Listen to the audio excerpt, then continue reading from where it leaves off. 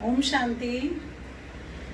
कुछ scientist frogs पर, मेंढक पर रिसर्च कर रहे थे, क्योंकि ऐसा सुनने में आया कि मेंढक की शारीरिक संरचना कुछ इस तरह की है कि वह अगर रॉक पर या बहुत ऊंची पहाड़ी पर, स्टीप पहाड़ी पर चढ़ने लगे तो उसका कूदने का स्टाइल ऐसा है या उसके पांव इस तरह के हैं कि वो वापस पलट जाता है। वो ऊंची रॉक पे चढ़ नहीं पाता है, तो वो पलटने का उसका डर रहता है। तो इस तरह से उसका जंप करना है या उसके शरीर की संरचना इस तरह से है।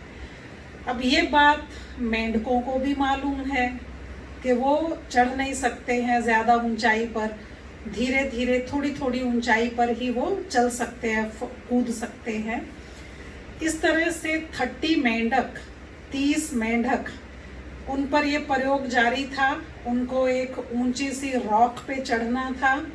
अब वो ऊंची रॉक पे ऐसे चढ़ रहे थे तो एक दूसरे को बोल भी रहे थे। अब मेंढक तो मेंढक की भाषा समझ ही सकता है, तो वो उसे कह रहा था, तुम नहीं चढ़ सकते, हमारे खानदान में कोई नहीं चढ़ा, तुम नहीं चढ़ सकते, वापिस आ जाओ, गिर जाओगे, पीछे की तरफ पलट जाओगे ना, तुम्हारे सिर पर चोट लग जाएगी।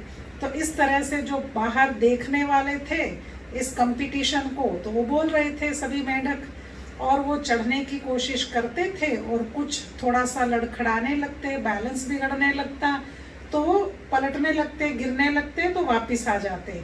2-4 रिटर्न हुए, फिर 5-6 और वापस आ गए, फिर 10-12 और वापस आ गए। इस तरह करके आधी रॉक पर भी नहीं चढ़े थे कि 29 मेंढक वापस आ गए। अब जब वापस आ गए, एक ही फ्रॉग ऐसा था जो कि वापस नहीं आया। टांग खींचने वाले बहुत थे, बताने चिल्लाने वाले बहुत थे, लेकिन वह वापस नहीं आया। वह ऊपर चढ़ता रहा और बिल्कुल उसके टॉप पर, पीक पर पहुंच गया। बहुत हैरान हुए साइंटिस्ट, उसे पकड़ा, देखा, लेबोरेटरी में सर्च किया कि इस मेंढक शायद ये किसी और ब्रीड का है, या इसकी रीढ़ की हड्डी या इसके पंजे, उनमें कुछ फर्क है, क्या चीज़ है जिसकी वजह से ये चढ़ पाया और बाकी मेंढक नहीं चढ़ पाए। इसके बॉडी में, इसमें कुछ क्या चेंज है, उनसे क्या अलग है। तो ये देखने के लिए उन्होंने रिसर्च किया, उसको लेकर आए, पलटा, देखा, जो जो उनके तरीके थे उस तरीके से वो रिसर्च करने लगे। तो उसके मेडिकल चेकअप से पता चला कि वह मेंढक को बाहर की आवाज़ें सुनती नहीं थी। वह मेंढक बहरा था, इसीलिए उसे सुनाई नहीं दे रहा था जो उसके दोस्त बोल रहे थे।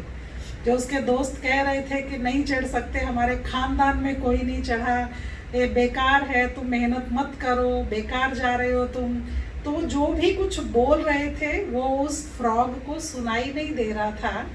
इस वजह से वो धीरे धीरे फांदता कूदता जंप करता चढ़ता गया और वो उसके टॉप पर पहुंच गया। कहानी सच है या नहीं है मालूम नहीं, लेकिन एक सुंदर सी शिक्षा जरूर है कि अगर आप ऊंचाई पर चढ़ना चाहते हैं तो टांग खींचने वाले, पीछे से चिल्लाने वाले, नेगेटिव बोलने वाले, उनकी बातें सुनना बंद कर दें, उनसे बहरे हो जाएं, कान ना दें उनको। तो इस बात को अगर आप बंद कर देंगे, जो बापू गांधी जी ने भी कहा और हम भगवान के महावाक्यों में भी सुनते हैं, hear no evil, see no evil, talk no evil, इससे भी ऊपर की चीज़ें, think no evil, do no evil. तो ये इविल ही है। वो नेगेटिव बातें आप सुनेंगे तो मोरल डाउन चला जाएगा, अपना कॉन्फिडेंस लूज हो जाएगा। तो बेटर है इस मामले में सुनने की बजाय अपने आप को शक्तिशाली बनाने पर ध्यान दें। आप जो चाहें कर सकते हैं। ओम शांति।